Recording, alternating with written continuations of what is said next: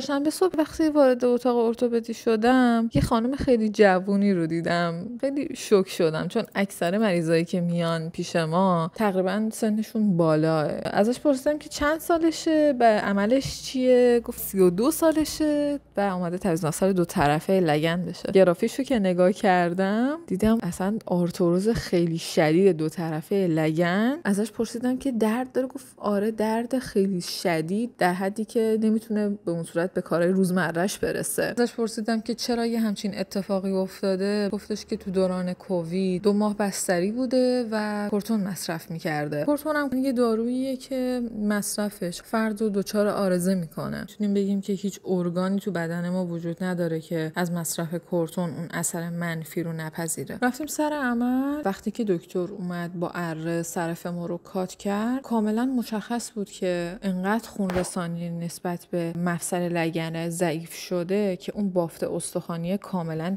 تحلیل رفته که به مرور زمان موجب آرتروز شده. بعد از اتاق عمل رفتم کتابخونه، دنبال یه کتابی میگشتم راجع به زانو بود، پرسش و پاسخ در تعویض مفصل زانو. خیلی تعریفش شنیده بودم ولی خب پیداش نکردم. دیگه گفتم که وقتی که این همه راه اومدم حیفه دیگه برم بالا یکم بشینم بخونم. یه کتاب گیر آوردم خیلی جالب بود، نشستم اون رو یکم خوندم. بعد از اونم رفتم خونه. اسم من زهراست، من یه مهندس پزشکم. مرسی از اینکه ویدیوهای منو میبینین.